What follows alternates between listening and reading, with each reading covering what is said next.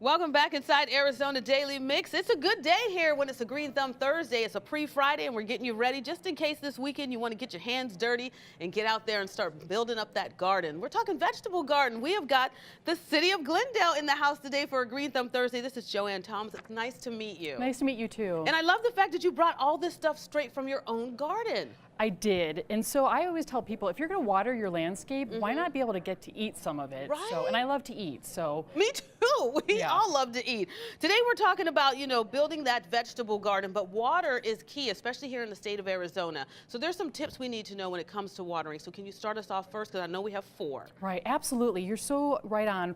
Having a water-wise vegetable garden is doable, and water is a precious resource. So one of the best tips is to add compost, add organic matter, because when you do that, you're adding nutrients and you're also increasing the soil moisture. Now, when you say an organic compost, is this something that you can make up yourself or should you go buy it already made? You know what, good question. Actually, just go ahead and make it yourself. So I brought my garbage today. Yeah, we want to see your garbage. This is my compost, and what happens is that when this decomposes, this actually makes your soil much more fertile and it holds all of that water. So my garden soil actually started off with this desert soil. And it's so dry, and a lot of times it's so hard, and you have to beat it down and really get it to, work for you, but it takes a while. It does. And this is what my soil looks like today, 4 years later after adding my garbage, adding all of that compost, organic matter. Now, when you say your compost, if you can get another shot of this, Charles, I want to just let people know what you actually have in here. I see eggshells, I see the skins of the avocado.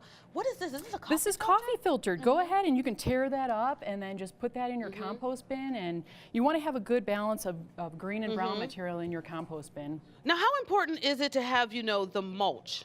Right, so mulch, what that's going to do is that it's also going to help retain the water in the soil. So okay, so is this the sponge part of it? It is. Okay. Exactly. So you don't have to get fancy about your mulch. You can just take materials that are already in your garden. So you can use, pine needles, you can use leaves, you can purchase straw. It doesn't have to be fancy and it doesn't have to be expensive. And again, that's great. Put that in between the plants and it's going to help retain soil moisture. I love it. And let's talk about, actually where the garden needs to be, because certain times of year, the shade does shift and you want it to be proper so your vegetables will grow and also get the benefit of the nutrients that they need. Right, that's so important. So vegetable gardens, they need between 6 to 8 hours of sunlight a day.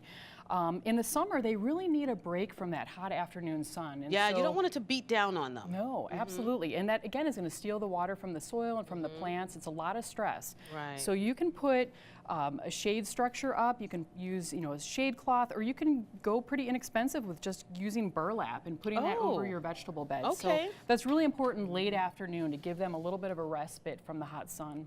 So let's talk about the different things that we need to do to prepare, because your vegetables are fantastic. I mean, they're very healthy, they're thick, they've got such great color to them. I want to pull this one up. Look at that bright red color. And what was these called again? Isn't this beautiful? This is Swiss gorgeous. chard, and I love to eat it. It's just awesome. It's really healthy. It's super easy to grow. And growing is also important with the watering. So watering is really important. Right. You want to get a deep watering on the plants.